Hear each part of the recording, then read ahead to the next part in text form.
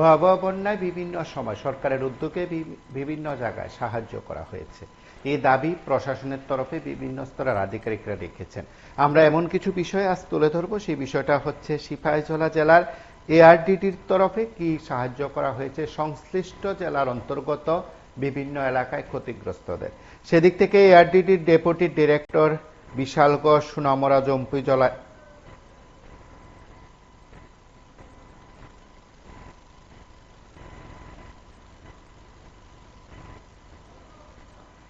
এআরডিটির অধীনস্থ বিশালগড়, সোনামুড়া, জম্পুইজলায় যে ক্ষতিগ্রস্ত হয়েছে সেখানকার নাগরিকদের ক্ষতিগ্রস্তদের কি কি সাহায্য করা হয়েছে তার হিসাব আজ সংবাদ মাধ্যমের মুখোমুখি হয়ে ডেপুটি ডিরেক্টর দিয়েছেন। আমরা তার বক্তব্যের পুরো অংশ শুনব। নমস্কার। সিপাহীজলাতে আমাদের গত যে আগস্ট মাসে যে বন্যা পরিস্থিতির সৃষ্টি হয়েছে, এখানে ম্যাক্সিমাম ক্ষতিগ্রস্ত হয়েছে কাউন্সিল, পঞ্চায়েত এবং মোহনপুর ব্লক। আর পাশাপাশি উপরের দিকে যেমন খরস্রোতা নদী হিসাবে তখন জম্পুইজলা ব্লক, ওই দিকেও প্রচন্ড ক্ষতি হয়েছে এবং বিশাল এগুলি জায়গাগুলিতে খুব বেশি পরিমাণ ক্ষতি হয়েছে। এবং তাতে আমরা যে অ্যাসেসমেন্ট করেছিলাম তখন প্রায় 1 কোটি টাকার উপরে আমাদের ক্ষতি হয়। পরবর্তী সময়ে আমরা সেই ক্ষতির নিরিখে আমাদের দপ্তর আমাদেরকে এসডিএমএফ মানে স্টেট ডিজাস্টার মিটিগেশন ফান্ডের আওতায় পুরা ডিস্ট্রিক্টের 53,61,000 টাকা দেওয়া হয়েছিল, যে ক্ষতিগ্রস্ত ফার্মারদেরকে দেওয়া যায়। এই ক্ষেত্রে কতগুলি নির্দেশিকা আছে ডিজাস্টারের ম্যানেজমেন্টের, যে সমস্ত গভর্নমেন্টের গাইডলাইন সেই অনুসারে। যেমন আমি বলছি, লার্জ মিলস এনিমেল মানে দুগ্ধবতী গাভী যেগুলি আছে সেগুলিকে 37,500 টাকা। তারপরে বলদ বা বেরেস বুল যেগুলি আছে এগুলিকে 32,000 টাকা। তারপরে যেমন ছোট দামড়ি বাছুর এগুলি 20,000 টাকা। পাশাপাশি ছাগল এবং শুকর প্রত্যেকটা প্রাণীর জন্য 4,000 টাকা করে। এছাড়া হাঁস এবং মুরগি, সেগুলি প্রত্যেকটা হাঁস অথবা প্রত্যেকটা মুরগির জন্য 100 টাকা করে।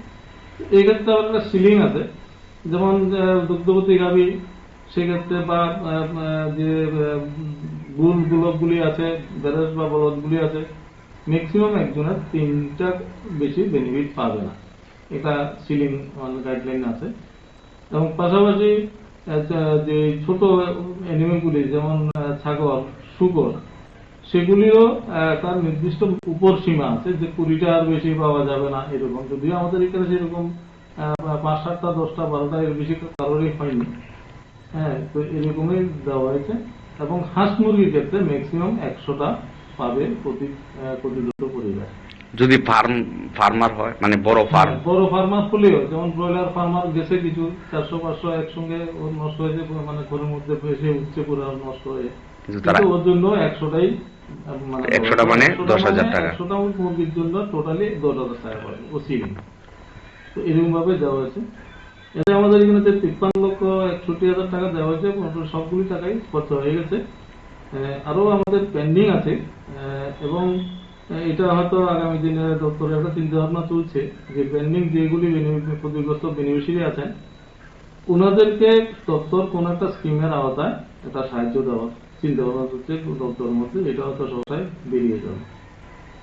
আর যার যেমন অনেক সময় কৃষি পালনের মানে পশুপালনের যারা করে তাদের পশুর মানে ঘরগুলো বন্যায় নষ্ট হয়েছে, এই বিষয়গুলি ছাগলের, শুকুরের পাশাপাশি মুরগির ঘর নষ্ট হয়েছে।